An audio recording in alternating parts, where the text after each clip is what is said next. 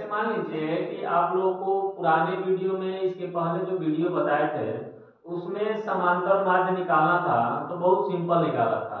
ठीक है, इसमें थोड़ा सा अलग दे दिया है। क्या दे दिया है?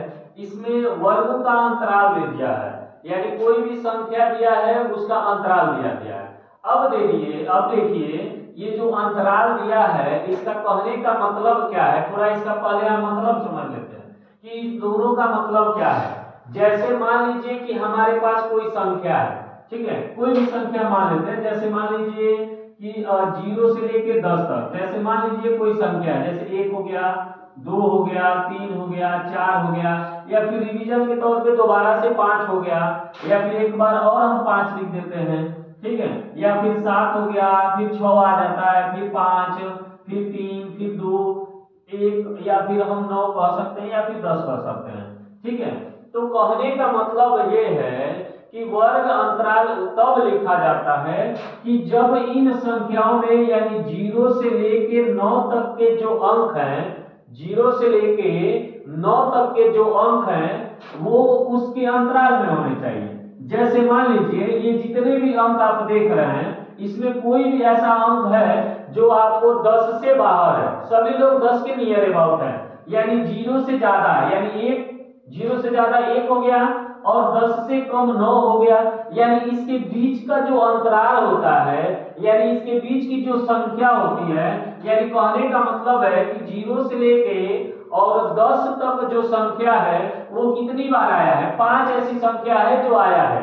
ठीक है, जैसे मान लीजिए एक फॉर एग्जांपल ऐसे ही समझाते हैं इसी तौर पे, यानी कैसे ये हुआ है, 10 कैसे हुआ है, यानी कोई संख्या ले लेते हैं। जैसे मान लो हो सके 1 होगा, हो सके संभावना रूप से, मानक रूप से मानव, जिसको मानव का मतलब वो होता है कि जिसमें हम मान लेते हैं, मानव का मतलब जिसमें हम मान लेते हैं। तो मान लीजिएगा कोई संख्या होगा जो 0 से लेके यानी 0 से बड़ा और 10 से कम होगा, वो कितनी संख्या होगी? 5 को होंगी। जैसे मान लीजिए 1 होगा, 2 हो, 3 हो, या फिर 6 भी हो सकता है, या फिर 7 भी हो सकता है, कुछ भी हो सकता है, लेकिन वो संख्या कितनी होती है? 5 को होती है। ठीक है, वही इसको 5 कहा जाता है। ठीक है, 5 वो होता है, इसीलिए इसको वही अंतराल कहा है। अब देखिए क्वेश्चन की बात हम लेके चलते हैं थोड़ी सी, यानी कह रहा है कि निम्नलिखित बारंबारता सारणी का समांतर माध्य ज्ञात कीजिए। पिछला वीडियो में था ना, ये वर्ग अंतराल नहीं दिया था, सिंपल दिया था। इसमें क्या दिया है? वर्ग अंतराल दिया है। तो जब वर्ग अंतराल देगा ना तो हम कंफ्यूज नहीं होंगे, सीधा उसको उसी रूल पे, उसी कंडीशन पे अमल करेंगे। अब देखिए वर्ग अंतराल में हमको x का मान नहीं पता रहता है, ये देखिए कंफ्यूज करने के लिए देता है। सारा नियम कानून सब वैसे ही होता है, समझ आ रहा है ना? सारा नियम कानून वैसे ही होता है, बस ये कंफ्यूज करने के लिए ऐसे देता है। अब मान लीजिए हम यहाँ पे x की वैल्यू निकाल लेते हैं। ठीक है, एक सारणी फिर हम बना लेते हैं। ठीक है, अब इसमें हम x की वैल्यू निकाल देते हैं जिसको यक्ष कहा जाता है। यक्ष बराबर होता है वर्ग अंतराल, यानी जो अंतराल दिया रहेगा उसको, ठीक है, यानी उसको हम जोड़ देंगे, यानी इसको वर्ग अंतराल में हम जो संख्या दिया रहेगा उसको जोड़ के 2 से भाग कर देंगे। जैसे 0 में अगर 10 को जोड़ दें तो कितना हो जाएगा? 10 हो जाएगा, यानी 0 में 10 जोड़ देंगे तो 10 हो गया, इसमें हम 2 से भाग करेंगे तो कितना आ जाएगा? 5 आ जाएगा। इसको कहा जाता है x की वैल्यू, ऐसे ही निकलता है x की वैल्यू। अब इसमें देख लीजिए 10 दिया है और 20 दिया है, तो 10 को और 20 को जोड़ेंगे तो ये कितना हो जाएगा? 30 हो जाएगा। अब 30 को 2 से भाग करेंगे तो कितना हो जाएगा? 15 हो जाएगा। अब सीधा समझ में आ रहा होगा, यानी जब इन दोनों संख्याओं को जो अंतराल दिया रहता है उसको जोड़ लेते हैं और 2 से भाग कर देते हैं, उसी तरह इसमें भी करेंगे, यानी 20 को और 30 को जोड़ लेंगे, यानी 20 को और 30 को जोड़ लेंगे और 2 से भाग कर देंगे, यानी 20 और 30 जोड़ेंगे तो ये हो जाएगा 50। अब 50 में 2 जोड़ेंगे तो 2 से भाग करेंगे तो ये हो जाएगा 25। कंफ्यूज नहीं होना है, सीधा जो जैसा कहता है उसी के अनुसार अमल कर रहे हैं। ठीक है, कंफ्यूज वाली कोई ऐसी बात नहीं है, सीधी बात है। इसको एकदम हम सिंपल तरीका से हल कर रहे हैं। 30 और 40 जोड़ेंगे तो 30 को लिख लिए और प्लस 40 को जोड़ लिए, अब बट्टा 2 लिख दिए, तो 30 और 40 जोड़ेंगे तो हो जाएगा 70, और 70 में 2 से भाग कर देंगे तो ये हो जाएगा 35। इसको अपने मन से डायरेक्ट हम कर दे रहे हैं, यानी 40 और 50 जोड़ेंगे कितना हो जाएगा 90 हो जाएगा। और 90 में अगर हम 2 से भाग कर देंगे तो कितना हो जाएगा 45। यानी देखिए हमारे यक्स का मान क्या क्या निकला है, एक में 5 निकला है, एक में 15 निकला है, एक में 25, एक में 35, एक में 45, सब में पारी निकल गया। अच्छा अब हमारे पास एक इसको बारंबारता को योग के नाम से भी जानते हैं, योग होता ही है, ये हमारी संख्या निकल गया। अब हमको चाहिए पदों का योग। अब पदों का योग के लिए हम फिर वही फार्मूला अपनाएंगे। कौन सा फार्मूला? फिर एक सारणी बना के फिर एक सारणी बनाएंगे। अब पदों का योग हम कैसे निकालेंगे? एगो संख्या और एगो योग, यानी जब संख्या को योग से गुणा कराएंगे तो हमारा निकल जाएगा। यानी देखिएगा 5 हमारा बारंबारता है यानी योग है, और हमारा संख्या कितना है, योग का मान कितना है 5 है, समझा रहा? ये 5 हमारा योग हो गया और योग की वैल्यू कितना आ गया 5। तो 5 में अगर हम 5 का गुणा करेंगे तो कितना हो जाएगा 25 हो जाएगा, समझाया? अब यहाँ पे देखिए 15 दिया है, यहाँ पे 12 दिया है, तो 12 गुणे 15 बराबर, और बुलाता है ना दोनों संख्या को एक साथ गुणा करने का सबसे सिंपल तरीका है, जब दो संख्याओं का गुणा करेंगे सीधा सीधा 15 गुना 30, 15 गुना 30, 30 का 0 हासिल 3, अब 15 एक करने 15 और 3 कितना हो जाएगा 18। सही है ना?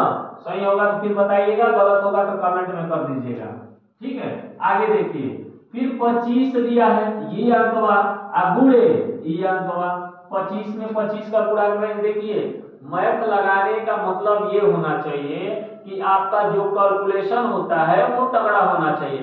अगर आप कैलकुलेशन कर देंगे तगड़ा हो जाएगा, तगड़ा का मतलब कैलकुलेशन आपका बढ़िया हो जाएगा, तो जो सवाल 15 मिनट में लगता है वो सवाल 5 मिनट में लगेगा। देखिए सेम वही आ गया, फिर कैलकुलेशन हम करेंगे तो 25 में 25 का गुणा करेंगे तो कितना हो जाएगा 625। अच्छा अब आ गया 10 गुणे 35, तो 10 गुणे 35 बराबर 350, सही है ना? 350। अब 5 गुणे 45 बराबर 50, 25 का 5 हासिल 2, अब 5 चौको 20, अब 20 और 2 22। ये देखिए ये हमारा संख्या निकल के आ गया, ये हमारा संख्या निकल गया, पदों का योग निकल गया, और ये हमारा पदों की संख्या निकल जाएगा, ठीक है? तो इसको हम जोड़ लेते हैं, सिंपल सिंपल सी बात। पहले इकाई वाला अंक हम ध्यान में रखेंगे। देखिए इस तरह का कैलकुलेशन कई लोग बच्चे क्या करते हैं, जल्दी जल्दी जल्दी जल्दी लिखते हैं, जल्दी जल्दी हैगा लिखेंगे, फिर हैगा लिखेंगे। अरे पूर्व हैगा लिखोगे तो समय लगेगा, सिंपल सी बात है, वही तरीका अपनाएंगे हम लोग। कौन सा तरीका? इकाई इकाई, ढाई ढाई, सैकड़ा सैकड़ा, ठीक है? तो पहले इकाई इकाई को जोड़ते हैं, यानी इकाई 5, 0 में 5 जोड़ेंगे तो कितना हो जाएगा 5 होगा। तो ये लोग कहते हैं कि 0 होगा, नहीं रे बुर्बो 0 नहीं होगा 5 होगा, ठीक है? तो 0 में 5 जोड़ेंगे तो 5 और 5 10, अब 5 तिहाई 15, 15 के 5 हासिल 1। अब इकाई का अंक हो गया, अब कौन सा अंक? ढाई वाला। ढाई का मतलब दूसरा, होने से दूसरा, यानी होने से दूसरा, यानी 2, अब 5 7, और 7 और 2 9, और 9 और 8 कितना होता है 17, और 17 और 2 17 और 2 19, आ एगो हसीलवा बचल रहा तो 19, आ एगो हसीलवा 20, आ 20 के 0, अब देखो फिर हासिल कितना हो गया 2। अब हम चलेंगे सैकड़ा वाला, तो देखो सैकड़ा कहाँ है? सैकड़ा का मतलब जो तीसरा स्थान पे होता है, तो तीसरा स्थान पे 1 2, हाई हो गया 3, तो 2 और 3 5, अब 5 और 6 11, एक हाई हो जाएगा 12, आई 2 को हासिलवा है तो 12, एगो 13, एगो 14, यानी हो जाएगा 1405। कितना हो जाएगा 1405। ये हमारा निकल के क्या आया है? पदों का योग। क्या निकला है? पदों का योग। क्या निकल के आया है? पदों का योग। अब हम निकालेंगे कौन सी? पदों की संख्या। अब सेम कंडीशन, फिर हम नहीं करेंगे इकाई इकाई वाला। अब आप लोग कहोगे कि सर इसमें इकाई नहीं है, इसमें दूसरा अंक नहीं है, इसमें दूसरा अंक है, यानी इसमें सर धाई है, इसमें धाई नहीं है। तो बुर्बक, जब इसमें धाई नहीं है तो इसमें जीरो लगा लो, में धाई नहीं है तो इसमें जीरो लगा लो। जीरो लगाएंगे, आगे जब जीरो लगता है तो कोई फर्क नहीं पड़ता है, और वही जीरो हुआ जब पीछे लगता है ना तो बहुत फर्क पड़ता है। तो हम आगे जीरो लगा सकते हैं, पीछे जीरो नहीं लगा सकते हैं, ठीक है। तो आगे हम जीरो लगाएंगे, अब जोड़ लो फिर इकाई इकाई वाला, तो 5 और 5 10 और 10 2 12 और 12 और 5 17 के 7 हासिल कब बच गए, 1 बच गया, ठीक है। और जीरो में 1 जोड़ा जाए तो 1 और 2 जोड़ा जाए तो 3 और 3 और 1 4, फिर जोड़ लो 2 और 1 कितना हो जाए 3 और 3 और 1 4, आई वहां सिलवा बचल 5, यानी है क्या निकल के आ गया, ये निकल के आ गया पदों का संख्या, पदों का संख्या, क्या निकल के आया पदों का संख्या। हम जानते हैं कि समांतर माध्य बराबर क्या हो, समांतर माध्य बराबर होता है पदों का योग, पदों का योग बटा पदों की संख्या, पदों का योग बटा पदों की संख्या। तो हम इसको सीधा सीधा छोड़ देंगे, हमारा क्वेश्चन में कहीं समांतर माध्य नहीं दिया था कि समांतर माध्य बराबर इतना होता है, तो हम सिंपल ऐसे लिख देंगे कि समांतर माध्य बराबर पदों का योग कितना निकाले हैं 1405, यानी 1405, है कितना हो गया 57। अब देखिए हमारा समांतर माध्य बराबर पदों का योग 1405 और पदों की संख्या कितना दिया है 57, यानी पदों की संख्या हम लिख दिए 57। अब देखिए कटेगा तो काटेंगे और नहीं कटेगा तो छोड़ देंगे, लेकिन कभी कभी आंसर जो होता है ना दशमलव में देता है, और जब आपका आंसर दशमलव में दे देगा तो आपको घबराने की जरूरत नहीं है, आप इसको दशमलव में ही लेके जाइए। अगर दशमलव में नहीं देता है तो आप आंसर यहीं पर लिख सकते हैं, ठीक है, कोई घबराने वाली बात नहीं है। अगर एग्जाम में यहाँ तक दे देंगे, यहाँ तक लिख देंगे तभी भी हमारा आंसर हो जाएगा।